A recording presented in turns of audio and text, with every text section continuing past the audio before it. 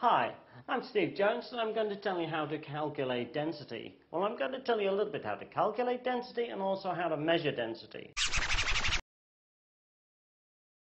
Boy, wasn't that guy boring. Hi, I'm Miss Measurement.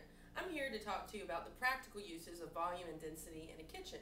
You want to use your standard cup measures or pint measure to measure the volume of something. That's the capacity that something fills an object. When you're weighing things, you want to be sure to use your scale. And when you're weighing, notice the different weights in objects that are the same size. That means if something is twice as much, it might be twice as dense as the other object, but the same size. That's a scoop. Let's get to our first demo.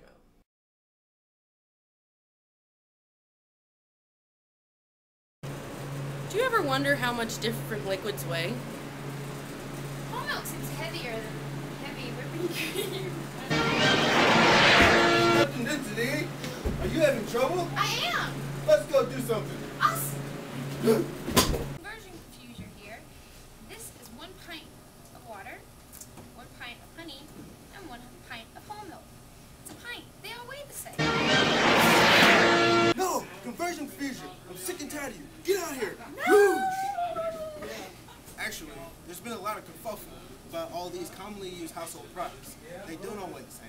They all may be the same volume, but when in fact, since the honey is more dense, it weighs more. Next is the milk. It weighs just slightly more than the water, and the water is the last. Captain Density here at the Super Scale. Let's actually weigh out these products. We'll start with the honey, the most dense of the bunch. Now the pint, its weight is at 1.44 pounds. Let's move down the density scale. Go to the milk. A pint of the milk is actually 1.09 pounds, slightly under the honey. Let's go to water with the gravity of 1. 1 pound of water equals 1 pound, exactly. It's Captain Density at the Super Scale. Remember kids, always get your vitamin D and calcium by drinking glass milk. Hi, we're here with Chef Rabb, and we are going to try to explain the confusion that we have with density in liquids in your bar. Thank you, Stephanie. So one of the ways to do it is by studying how drinks work. And one of the things that's very interesting about drinks is that you can float one liquid on top of another liquid based on the density of the alcohol. Some things are really heavy. For example, grenadine is very heavy. Coffee liqueur, which I'm going to use, is very heavy. And some things are very light. Southern Comfort is very light. Grand Marnier is very light in density. So what we'll do is we'll make a drink that's called a B52. Oh, yeah. And there's a bunch of variations on this theme. But I'm going to put a heavy coffee liqueur in first. And now what I'm going to do is I'm going to carefully layer the next dense thing on top. And if I'm careful enough and I go slowly enough, I'm going to be able to make the drink, make the layers like float on top of one another. That's magic. And what I'm doing is I'm using what I know about density. Now if you're interested in this or you like it, you can go to the internet and print out an alcohol density chart. And if you can go to your liquor cabinet at home and see what you have, and if they're far enough apart in density, you can make this very same thing happen with a number of different liquors.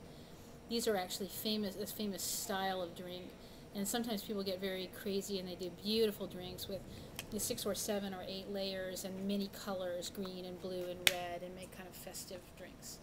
I'm going to float the lightest liquor on top. The classic name for these drinks is called Pousse Café, which means coffee pusher, and sometimes it's hard to see the top layer.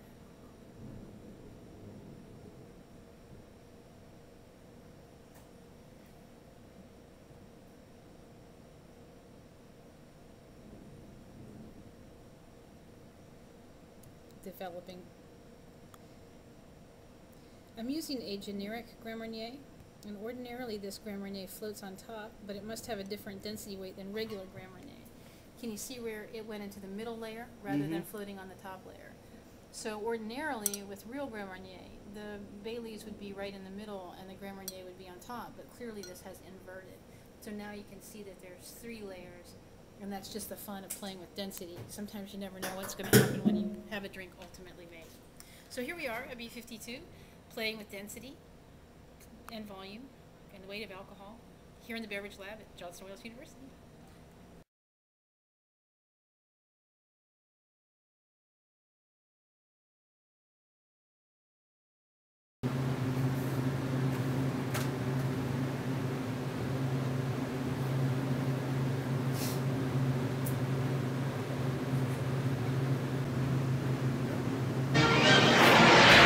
Captain Density here. Do you need help with those herbs? I do, Captain Density. Let's convert. Follow me. And now we're here with mismeasurement to find out about herbs. What we have here are 2 piles of cilantro. Let's find out what happens when we chop one up and leave the other one whole leaf.